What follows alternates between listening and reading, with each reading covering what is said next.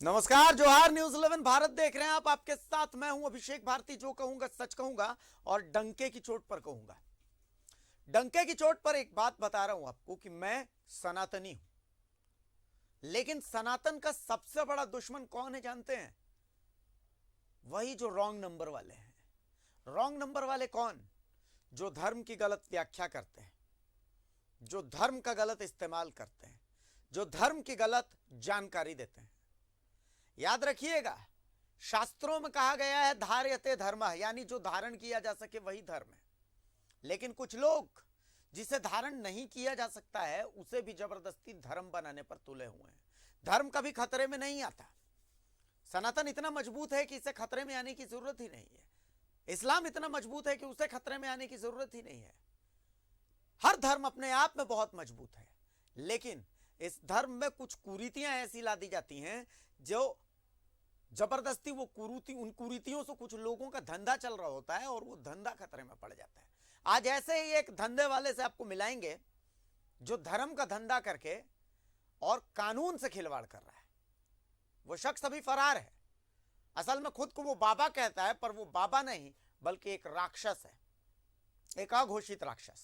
आज उसी अघोषित राक्षस की एक कहानी सुनाएंगे और पीड़ा दिखाएंगे एक परिवार की जिसने अपनी बेटी खो दी है डंके की चोट पर।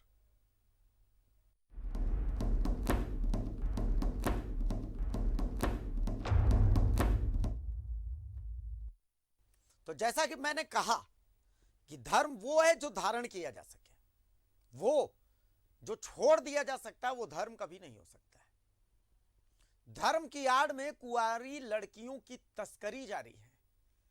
अब इस बार एक ऐसा नाम सामने आ रहा है जो दिल्ली में रहकर यह धंधा कर रहा था। आध्यात्मिक विश्वविद्यालय। अध्यात्म का सोचिए कि किस तरीके से अध्यात्म को बदनाम करने की कोशिश है। आध्यात्मिक यूनिवर्सिटी नाम की एक संस्था है। आप YouTube पर जाकर के और आध्यात्मिक विश्वविद्यालय टाइप करेंगे तो एक से बढ़कर एक पोस्ट सामने आएंगे और बड़े बड़े ज्ञान की बातें। ये तमाम पोस्ट इसी संस्था से जुड़ी हुई हैं। ये कहते हैं कि अध्यात्म का पाठ पढ़ाते हैं, लेकिन इसकी आड़ में सालों साल से नाबालिग लड़कियों की तस्करी चल रही है। एक पीड़ित परिवार न्यूज 11 भारत के पास आया जो अपनी बच्ची के लिए फरियाद लगा रहा है। उसे समझ में नहीं आ रहा है कि वो कहां जाकर के फरियाद लगाए। एक छोटी सी रिपोर्ट है, पहले वो रिपोर्ट दिखा देते हैं, उसके बाद हम आगे की बातचीत करते हैं। रिपोर्ट देखिए एक बार। लड़कियों की तस्करी करता है ये बाबा। दिल्ली के रोहिणी में बना रखा है विशाल आश्रम। आश्रम का नाम है आध्यात्मिक विश्वविद्यालय। पूरे देश में आश्रम की कई शाखाएं हैं। सैकड़ों लड़कियां हैं उसके आश्रम में कैद। फिलहाल बाबा फरार है। बाबा पर 5 लाख रुपए का इनाम है। गोमो की एक नाबालिग भी है उसकी आश्रम में कैद। कैद में रह रही लड़कियों से नहीं है किसी को मिलने की इजाजत। YouTube पर लंबी लंबी बातें करने वाला ये बाबा इन दिनों फरार है। इसका नाम वीरेंद्र दीक्षित है। इस पर लड़कियों की तस्करी और यौन शोषण का आरोप है। बाबा दिल्ली में आध्यात्मिक विश्वविद्यालय नाम की संस्था चलाता है। संस्था में देश के कोने कोने से नाबालिग लड़कियों को आध्यात्मिक ज्ञान देने के बहाने लाता है। फिर लड़कियों को किसी और से मिलने नहीं दिया जाता। कहां चली जाती हैं लड़कियां कोई नहीं जानता। ओम शांति के नाम से ले जाता था, लेकिन ओम शांति तो उसके बाद फिर क्या हुआ? उसका बाद वही राजकुमार ले जाता था उसका औरतिया घर के आके बोलता चलो बढ़िया चीज है घर में। तो अभी आपका बेटी कहाँ चल गई? एक बार तो बोल रहा है दिल्ली चल गया। अच्छा, दिल्ली लेके चल गया लोग। तो अभी जो आप लोग दिल्ली गए थे भेंट करने के लिए, तो क्या हुआ, मिले दिया? ये नहीं गया था, हम इसका नहीं गए। बेटा गया था, हम लोग बेटा गए थे। गया इसका मौसी मेन गया था। है भेंडरा का। भेंडरा में वहाँ पर कोई है संस्था? वही मेन ब्रांच वही है, वहीं पर है लेडीज ना? वही ले गया। अच्छा, वही ले गया। और आप लोग से बिना पूछे हुए ले गया? हाँ, वही ले गया। मतलब किडनैप कर लिया? आप लोग क्या बोलते हैं कि ये आपका बेटी का किडनैप हुआ? और भेंडरा वाली किडनैप किया। अच्छा, और संस्था में लेके चला गया है दिल्ली? हाँ, तो हम लोग गए देखने के लिए, लेकिन वहाँ देख रहे दिल्ली में। कहाँ पर दिल्ली में गए थे? दिल्ली में जगबग नामक क्या है, हमको तो उतना कौन बाबा कौन बाबा का? वहाँ बाबा ढाबा कुछ नहीं है, खाली ऐसने 3 तल्ला 4 तल्ला बिल्डिंग है। वहाँ बाबा ढाबा कुछ नहीं है, खाली ऐसने घुसा के आदमी को कैद करके। सिर्फ हम वहाँ देखे 6-7 को लेडीज है, एजेट और लड़की वहाँ एक ही को हम देखे, खाली इसको बुलाया सो तो इतना दूरी में 5 फीट के दूरी में लड़की को दिखाया, चादर उधर ढांप के लाया, चश्मा उस्मा लगा के, हम तो चिन्ह नहीं पा रही एक बार। तो क्या बोला, क्या नाम क्या था लड़की का? लड़की का किरण कुमारी। उम्र कितना होगा? 23 साल। अच्छा, तो यहाँ से वो कैसे चल गई है वहाँ पर? वो लोग क्यों वही लेके गया है, वही राजकुमार महतो। राजकुमार महतो कौन है? राजकुमार महतो रतनपुर का है। अच्छा, वही ले जाता था आस्था के नाम से कि चलो आस्था में ऐसे होगा वैसे होगा कर करके वही ले गया। तो अभी जो आप लोग वहाँ दिल्ली गए थे मिलने के लिए, तो क्या आप लोगों को मिलने दिया? मिलने दिया, लेकिन बहुत सख्त से दिया। अच्छा, क्या लगता है आप एकदम लोग? जेल से कम नहीं है, वो जेल खाना है। जेलों में तो इतना कि ताला नहीं लगल है, वहाँ 100 ताला बंद है नीचे से ऊपरे। लड़की निकलेगा कहाँ से? अच्छा, तो मतलब क्या बोलते हैं आप लोग कि किडनैप करके रखा गया है? हाँ, वहाँ किडनैप करके रखा है लड़की का। ये सब हाथ में काला काला है, ऐसे कि बांध के रखा है, जो ये सब हाथ में काला काला पड़ा है ये सब। हाँ, एकदम ऐसे बोल रहे ना कि 5 फीट में दूरी में लड़की को बैठाया है। और हम लोग से मैंने बोले कि हम लोग घर का आदमी, हम लोग को बात करने दीजिए। तो कहता नहीं, जो भी बोलना है हम लोग को सामने बोले। धनबाद जिले के गोमो की रहने वाली नाबालिग लड़की बाबा ने किरण को भी अपनी जाल में फंसा लिया, फिर उसे लेकर दिल्ली चला गया, जहां न उसे बाहर निकलने दिया गया और न ही परिजनों से मिलने दिया गया। परिजनों से बाबा ने कहा कि जो यहाँ एक बार आती है वापस नहीं जाती। थाने में मामला दर्ज हुआ। बाबा फिलहाल फरार है। सरकार ने इसकी खबर देने वाले को 5 लाख रुपए का इनाम देने की घोषणा कर रखी है। बाबा के नेपाल में छिपे होने की संभावना है। हाँ, हम लोग गए ना, वहाँ अगल बगल सब दुकान से भी पता किए, इसका फूफा कहाँ है, इसका लखन का, हम लोग सब जगह पता किए। हम लोग को बोल रहा कि इस जगह से लड़की का अगर निकाल पाइएगा तो बिना पैरवी का आपका ताकत नहीं है कि आप यहाँ से निकाल पाइए। बहुत गलत जगह है। और आप लोग भी यहाँ से भाग जाइए, नहीं तो आप लोग को भी ढुका के बंद कर देगा। हाँ, दिल्ली में ऐसा मतलब है? रोहिणी इलाका में है। हाँ, जो आश्रम है वहाँ दिल्ली में। हाँ, रोहनी में है, उसी में है लड़की। तो और वहाँ बोल रहा एक बार तो इसका बिल्डिंग यही सब में धस चुका है, और फिर आप लोग यहाँ फंसे हैं, आप लोग अपना जान बचा के भाग जाइए, ये बहुत गंदा जगह है। इस तरह से वहाँ बोल रहा सब दुकानदार लोग। गोमो की नाबालिग का कोई पता नहीं चल पा रहा, परिजन परेशान है, पुलिस भी कोई जवाब नहीं दे पा रही है।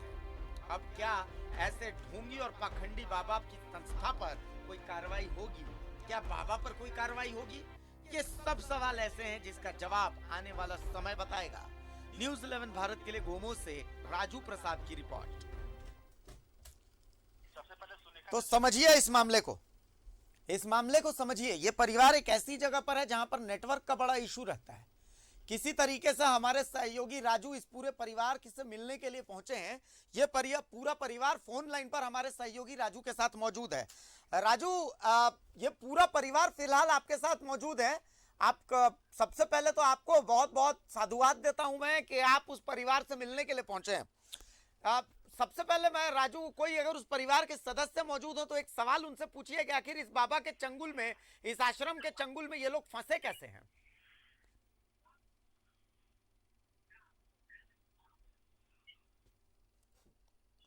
राजू, मेरी आवाज पहुंच रही है आप तक?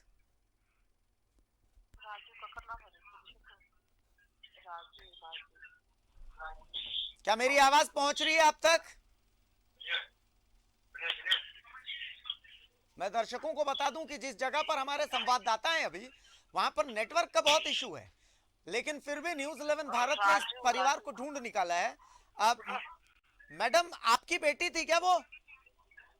मेरी भतीजी थी, मेरी देवर का लड़की थी। अच्छा, आपका क्या नाम हुआ? मेरा नाम सुलेखा देवी है। सुलेखा जी, देखिए पूरा झारखंड और झारखंड की पूरी सरकार आपको सुन रही है। आज आपको बोलना ही होगा। हमें ये बताइए कि इस आश्रम के, इस बाबा के चंगुल में आपकी भतीजी फंस कैसे गई? मतलब हुआ क्या था, पूरी बात एक बार बताइए ना। हुआ था कि पहले एक लड़का यही है रतनपुर गांव का। अच्छा।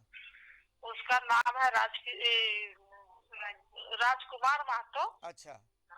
और उसका पत्नी, दोनों मिलके उसको ले जाता था कि चलो आश्रम में हम ले जाएंगे। अच्छा। आश्रम में वहाँ बहुत अच्छा ज्ञान मिलता है, शिक्षा मिलता है, चलो। अच्छा। तो वो लड़की मैंने बीए फाइनल थी, तो वो जाने आने लगी, बीए फाइनल करके बैठी हुई थी घर में। हाँ। तो आने जाने लगी, तो हम लोग उतना नहीं पूछताछ किए कि चलो बगले सटले घर का है गांव का। हम लोग का घर से माने 5 मिनट का घर है उसका, अच्छा, जाने में दूरी। अच्छा। तो उसका साथ आने जाने लगा था, हम लोग नहीं मना किए, बोले कि जाए भाई बगले का लेडीज है। और दोनों पति पत्नी मैंने लेके उसको जाने आने लगा। अच्छा, मतलब 4 साल दिन तक उसको ले जाने आने लगा। अच्छा। उसको दिल्ली ले जाता था उसको, है ना?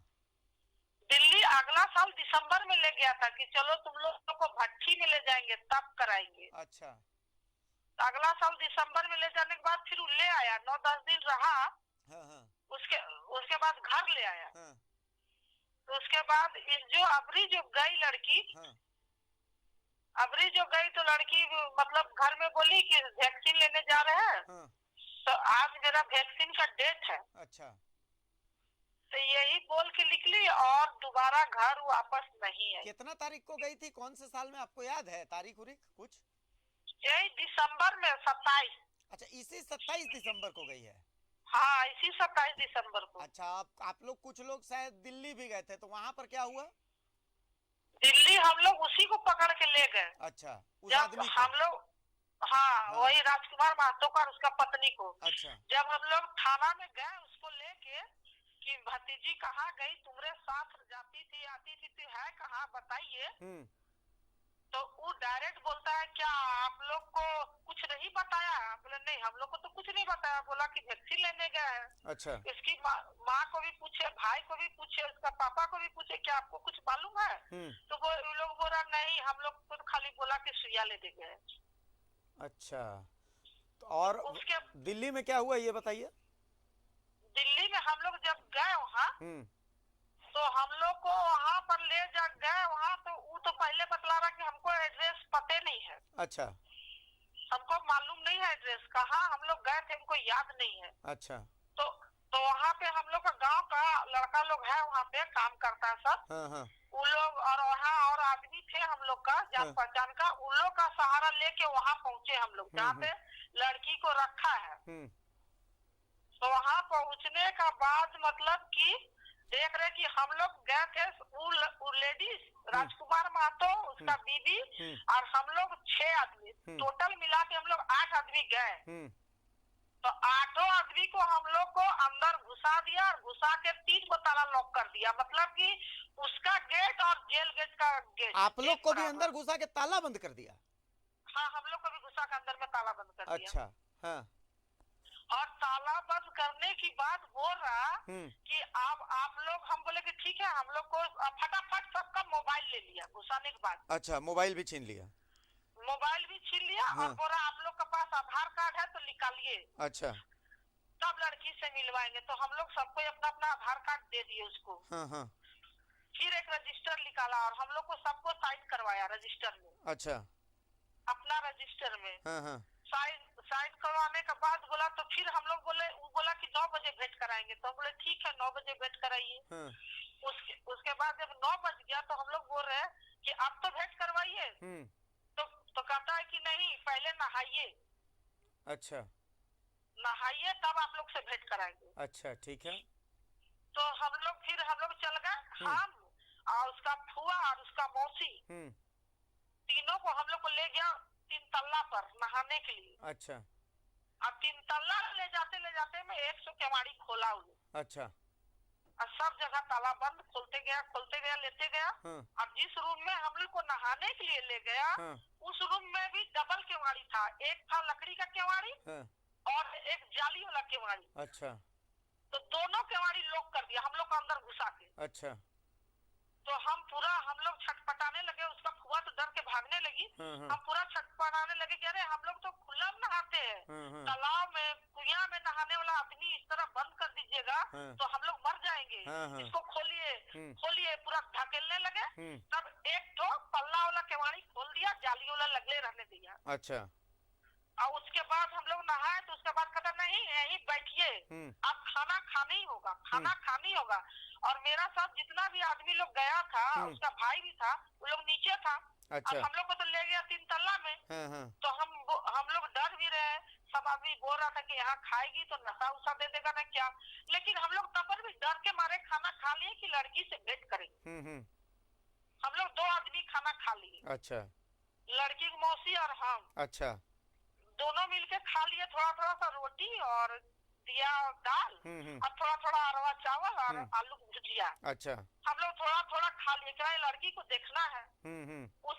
उसके बाद खिला लिया और उसके बाद कहता कि बैठिए बैठिए। बैठाते बैठाते मैंने वहाँ पर 2-2:30 बजा दिया, खींच दिया टाइम।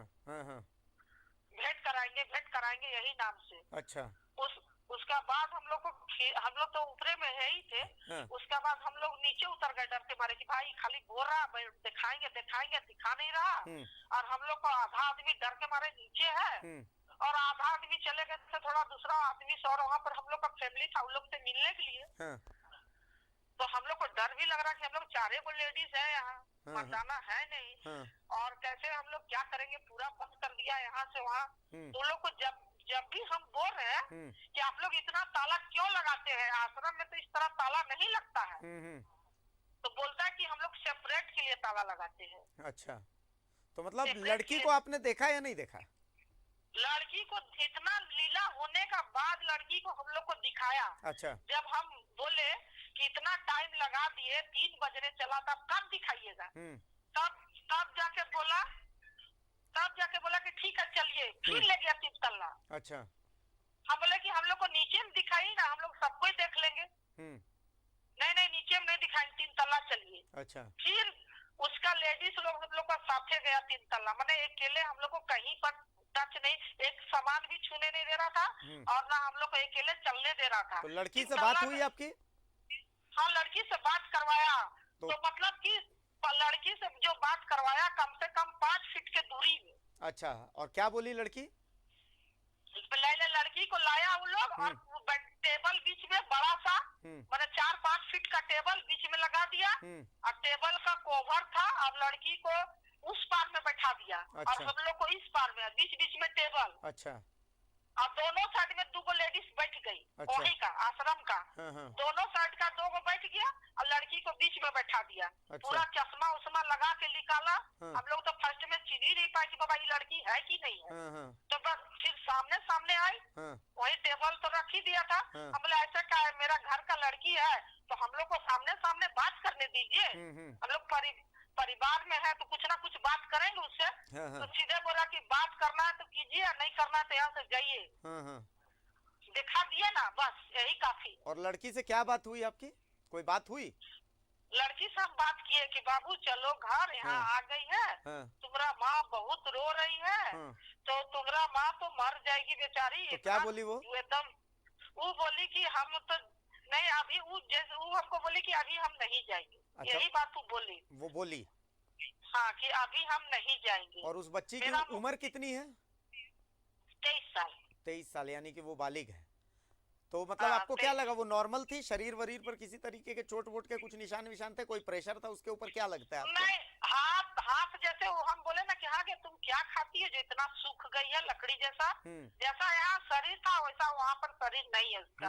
तो क्या बोली? एकदम तो हाथ जैसे ऊपर की ना। हाँ। तो हाथ में ऐसे की तो हमको दिखाने के लिए की क्या की भगवान जाने। हाँ। दोनों हाथ में काला काला था, दोनों हाथ में। अच्छा। जैसे रस्सी से बांध देता है तो काला काला हो जाता था दागी। हाँ, हाँ। उस तरह दागी हो गया था हाथ में। और आँख पर काला चश्मा था? आँख में व्हाइटे चश्मा था, काला चश्मा नहीं था, व्हाइटे था। अच्छा। लेकिन पूरा पावर वाला था। अच्छा। एकदम लग रहा था कि हम लोग को ठीक से देख नहीं पा रही थी, इस तरह से चश्मा था। अच्छा, ओके। और कुछ उससे हम जो पूछ रहे थे ना। हाँ। तो वो एकदम हमको बोल रही थी कि वो लेडीज दोनों तो उसका दाब के बैठा था ना, दोनों साइड में, वो तो बीच में थी ना। हाँ। तो उसको हमको लग रहा था कि वो लोग टॉर्चर उसको कर रहा था, इसलिए हम लोग मतलब ऐसा भी लग रहा था क्या कि वो नशे वशे में है या कुछ उसको दवाई ववाई दिया हुआ, ऐसा भी लग रहा था क्या? हमको तो इस तरह लगा कि ऐसा तो लड़की नहीं रहती थी, ये तो ऐसा जिस तरह से हम लोग देखे इसको। अच्छा, आपने इतना सब कुछ हुआ तो क्या मतलब पुलिस के पास आपने कंप्लेन किया है? कोई कंप्लेन अब तक कहीं फरियाद लगाई है? नहीं, आज तो हम लोग चपचाची थाना में दे दिए तोपचाची थाना में। हाँ, आज हम लोग चपचाची थाना में आवेदन दे दिए, यही सब लिख के। चलिए ठीक है, चलिए बहुत शुक्रिया आपका। आपके साथ और भी कोई वहाँ पर गया था जो वहाँ पर मौजूद है, जो कुछ और बताना चाहता हो तो वो बता सकता है। हाँ, लड़की का भाई भी गया था। तो अगर वहाँ पर है तो एक बार बात करवाइए ना। हाँ बात करा दे रहे हैं। क्या नाम है उनका? अजय। अजय, बात करवाइए एक बार। देखिए, मैं दर्शकों को फिर बता देता हूं कि देखिए, ये लड़की की चाची है, जो जिनको आप अभी सुन रहे थे। जिस जगह पर हैं ये, बहुत मुश्किल से वहां पर नेटवर्क ढूंढा गया है। हमारे सहयोगी राजू वहां पर इस परिवार के पास पहुंचे हुए हैं। मैं बहुत साधुवाद देता हूं राजू को कि वो बहुत मुश्किल से उन्होंने इस परिवार का जो है नाम पता सब कुछ ढूंढा है। अजय जी, मेरी आवाज पहुंच रही है आप तक? हाँ पहुँच रही। अजय जी, आप वहां पर मिले क्या उस लड़की से, अपनी बहन से? हाँ बहन से मिले। तो क्या लगता है आपको, मतलब वो वापस आना नहीं चाह रही हैं, या उनके ऊपर कोई प्रेशर है, उनको टॉर्चर किया गया है? क्या लग रहा है आपको? हमको पूरा लग रहा है टॉर्चर किया गया है। अच्छा, प्रेशर है वहाँ का। प्रेशर है। हाँ। और वहां पर ऐसा कुछ जो आप बताना चाहते हैं यहाँ पर, मतलब क्या देखा वहां पर आपने? वहाँ पर गए, उसके बाद गेट लगा हुआ था, ठीक है। हाँ। 3-3 4 ताला लगा था। 10-10 फीट में गेट, 10-10 फीट में था, हर जगह ताला। और अच्छा। बाहर निकल रहे थे, बाहर निकलने नहीं दे रहा, तो बोला अंदर रहो। कहाँ निकल रहा, पुलिस को बुला रहा। बोला हम कुछ नहीं कर रहे, तो अंदर में रहो, फोन जमा करो, फोन यहाँ अलाउ नहीं है, ऐसे ऐसे पूरा बताया। अच्छा। उसके बाद बोला कि अभी मिलाएंगे। टाइम पास करते करते बोला 4 बजे हो गया, अब हम लोग बंद करेंगे, बाहर निकल जाओ, ऐसे ऐसे करके। अच्छा अजय भाई, हमको पता चला है कि आप लोग वहां पर आसपास के लोगों से भी बात उत कर रहे थे, तो आसपास के लोग क्या बोल रहे थे? आसपास के लोग यही बोल रहे थे कि सब लड़की को बाहर से लाया जाता है यहाँ पर। हाँ।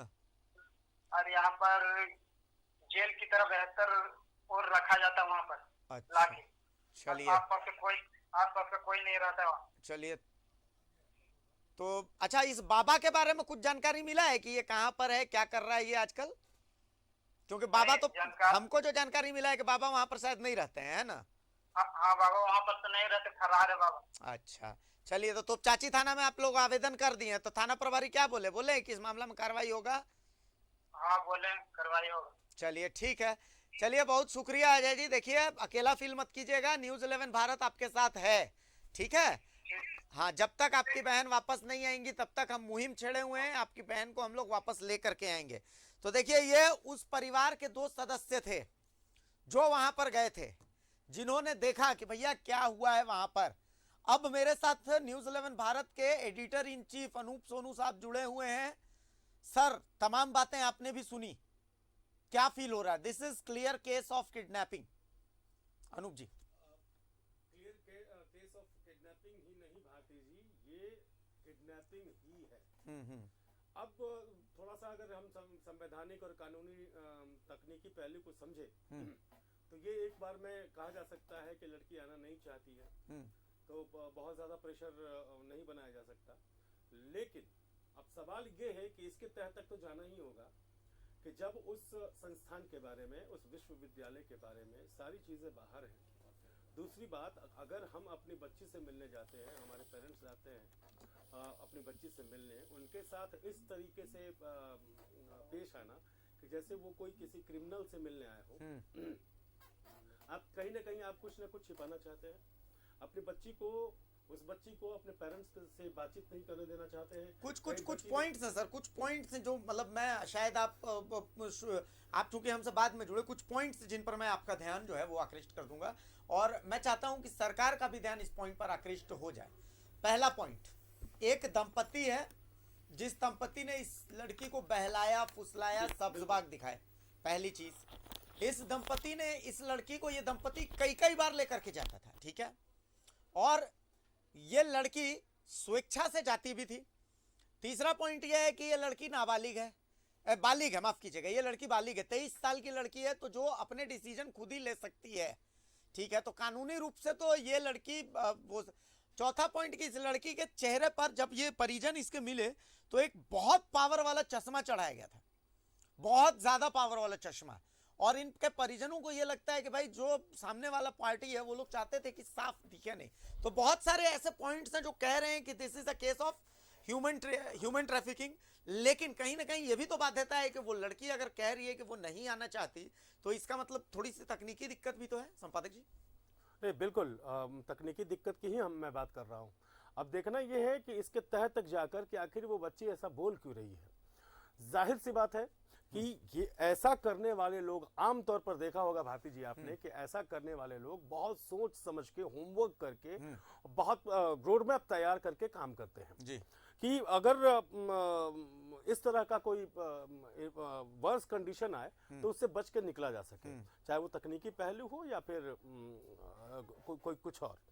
तो ये नेक्सस जो है, इसको हम नेटवर्क बोलेंगे, ये जो गैंग है, ये गैंग पूरे तरीके से तैयार है कि किससे कैसे किस तरीके से निपटना है। अगर वो, सबसे पहली बात आपने कहा एक दंपत्ति इस बच्ची को लेकर वहां पहुंची, तो ऐसे गैंग्स के रिप्रेजेंटेटिव उन इलाकों में रहते हैं जहां लिटरेसी का प्रॉब्लम हो, जहां आर्थिक लोगों की अगर पर डे कैपिटा की बात हो वो कमजोर हो, जहां पर बेरोजगारी का आलम हो, वहां पर इनके रिप्रेजेंटेटिव सक्रिय रहते हैं।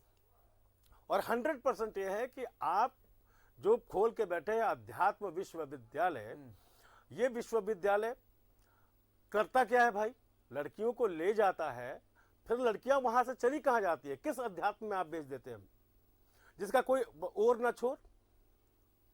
अगर हम सूफी की भी बात कर ले तो ईश्वर से बंदे का कनेक्शन होता है सूफी में, तो कम से कम ईश्वर भी अदृश्य दिखता है और बंदा तो साक्षात दिखता है। यहां तो बंदा ही नहीं दिखता। आप करते क्या है? दूसरी बात, उस संस्थान के सुप्रीमो जिस बाबा का नाम आ रहा है वो खुद फरार है। मेरे सोर्सेज ये कहते हैं कि उन पर 5 लाख रुपए का इनाम भी है। हाँ, 5 लाख तो इनाम आखिर किस बात के लिए है? 100% भारती जी, और इसमें देरी नहीं करनी चाहिए, क्योंकि जिस तरीके से ये परिवार वहां पहुंचा है, जाहिर सी बात है कि उन लोगों का मोडस ऑपरेंडी बदल चुका होगा। उस लड़की को दूसरे तरीके से ट्रीट किया जा रहा होगा। उस लड़की को पहले तो ये बताया गया होगा कि अगर तुमने जुबान खोली इस तरह की तो तुम्हारे पूरे परिवार को खत्म कर दिया जाएगा। हमारे लोग तुम्हारे परिवार के इर्द गिर्द है, हमारे एक इशारे पर ये हो जाएगा, वो हो जाएगा। ऐसा ही अमूमन होता है, ऐसे मैं बोल रहा हूँ। और मैं बोल रहा हूँ, और कितने कॉन्फिडेंस से वहां के स्टाफ इन लोगों के साथ ट्रीट कर रहे थे, इन्हें भी धमका रहे थे। जाहिर सी बात है, हमारी बच्ची अगर वहां है और उसके एक दर्शन के लिए मैं तरस रहा हूं, तो वहां जो लोग हैं वो जो कह रहे हैं वहां वैसा करना पड़ेगा, क्योंकि मेरी बच्ची और बच्चे का सवाल है।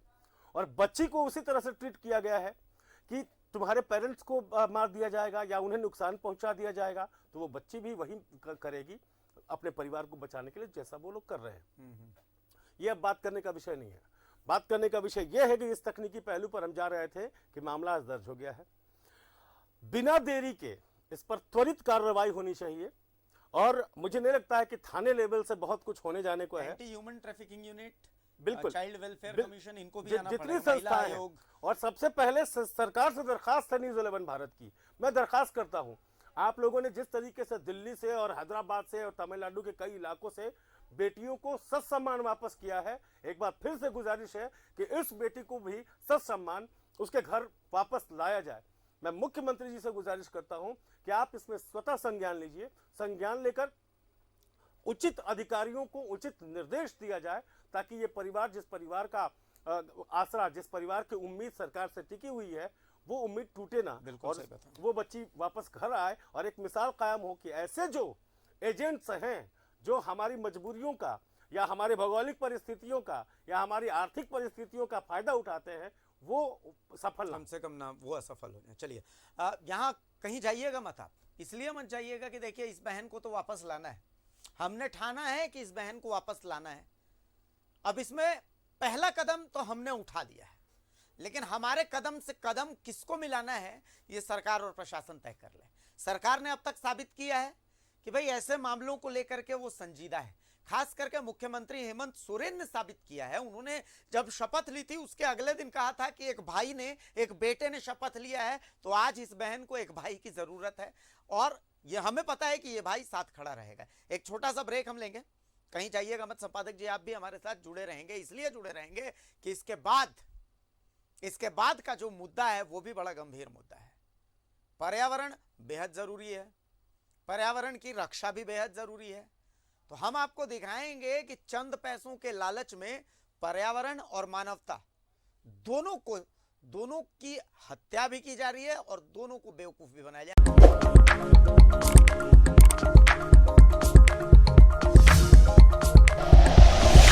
Like and share videos, subscribe करें हमारा चैनल और प्रेस करें बेल आइकॉन। News 11 भारत, सच है तो दिखेगा।